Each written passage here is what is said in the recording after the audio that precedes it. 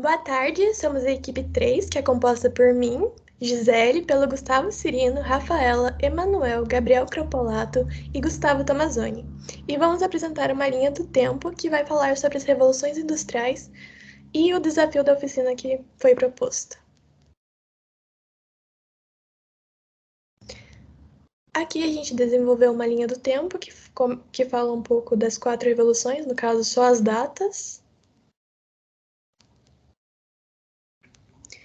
E bem, sobre a primeira revolução industrial. Ela iniciou em 1760 e foi a primeira. Foi uma época onde houve o surgimento das fábricas e também do trabalho assalariado, ou seja, o trabalhador que antes controlava o processo produtivo passa a ser um funcionário que recebe uma remuneração pela sua produção.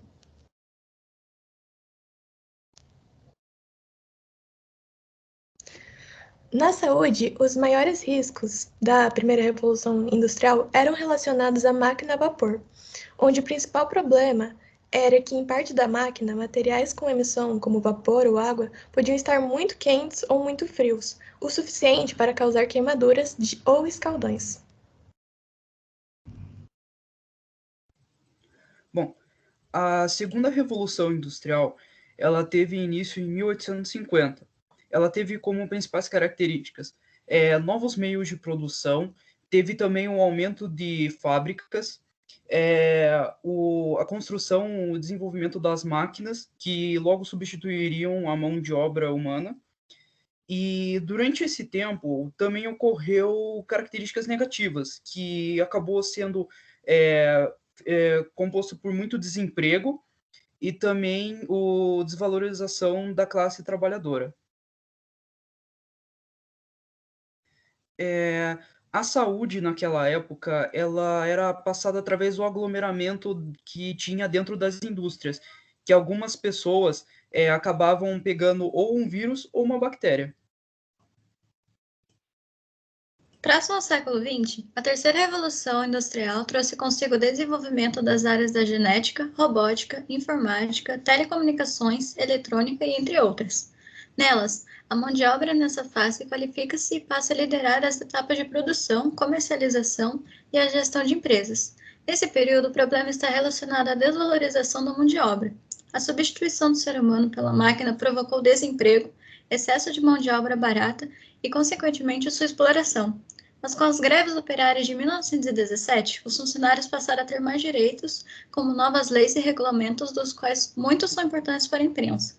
Uma delas é a NR12, que é a norma regulamentadora de segurança do trabalho em máquinas e equipamentos, com o principal objetivo de garantir a segurança, saúde e integridade física dos trabalhadores. Também é importante analisar a preliminar de risco, que faz a avaliação prévia e aprofundada sobre os eventuais riscos envolvidos em um projeto ou atividade de trabalho. A saúde naquela revolução sofreu muita influência pela sociedade, então muitas pessoas deixavam de se alimentar para manter o corpo ideal, e também era uma época em que o fumo estava muito em alta. A quarta revolução industrial não tem uma data específica, mas seu início é por volta do século XXI e acontece até os dias de hoje. Ainda nela tem o alto investimento da qualidade de vida, que significa o investimento no progresso da sociedade e da economia global. Isso se dá pelo desenvolvimento sustentável e pela responsabilidade social, o aumento da expectativa de vida que a vida é proporcional.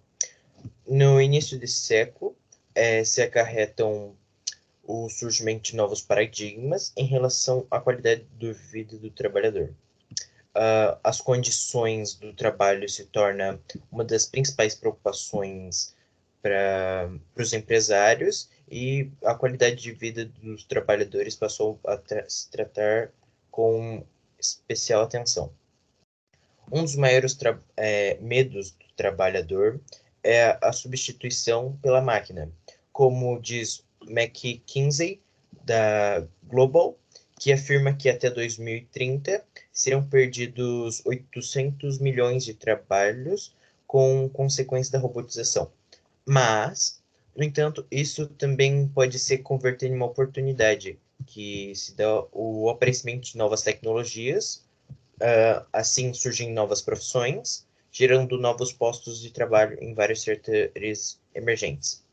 E para continuarmos acompanhando os avanços da indústria 4.0, tem algumas habilidades como na tecnologia, a matemática, a robótica e o empreendedorismo, para a gente acabar melhorando para desenvolver mais coisas no futuro.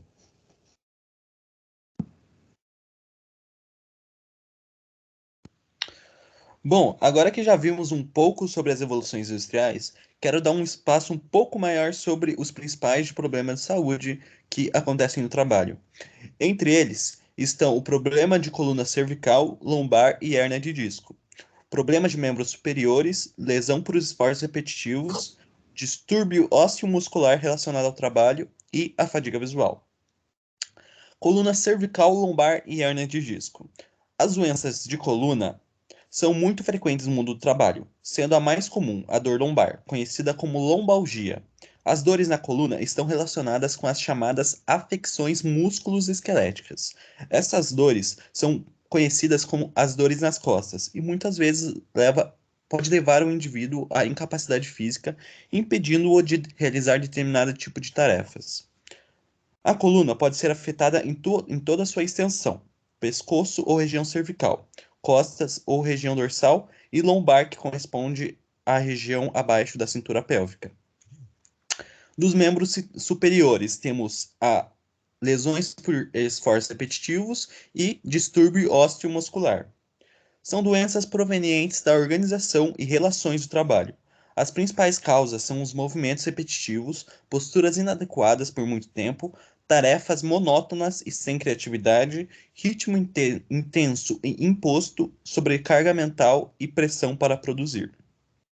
E agora o último que vou falar é sobre os olhos, a fadiga visual.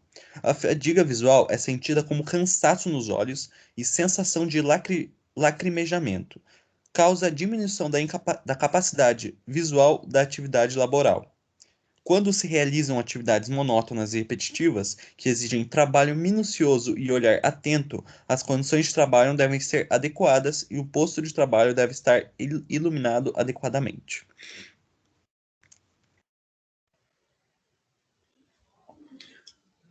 Quais adaptações serão necessárias para que não ficamos à deriva da quarta revolução industrial, mas ao mesmo tempo valorizamos o fator humano, sem segregar os grupos cujo acesso à tecnologia ainda é dificultando por diversos fatores? Por influência dos problemas que apresentamos em nosso trabalho, com a atual tecnologia desenvolvida, é possível uma revolução cada vez mais eficaz de uma grande parte dos problemas que não são relacionados à saúde. A tecnologia não é algo que vai nos deixar à deriva, e sim que podem e possuem função de ajudar em uma integração de grupos sociais que tenham uma acessibilidade ainda menor. A inovação nos proporciona inúmeras possibilidades de informação sobre o tópico e também juntar com outras formas de desenvolvimento. Desde remédios essenciais até equipamentos. Por exemplo, uma ressonância magnética que pode nos contribuir a prever possíveis doenças e nos ajudar auxiliando a um possível tratamento. Agora, um exemplo atual. O próprio Covid-19 gerou uma grande troca de informação totalmente baseada na tecnologia, mas teremos uma evolução ainda mais rápida se não existissem tantos preconceitos e barreiras em torno do mundo todo, considerando que quando fomos postos em meio a uma crise devastadora, podemos observar a tecnologia foi obrigada a se desenvolver para obter uma resolução.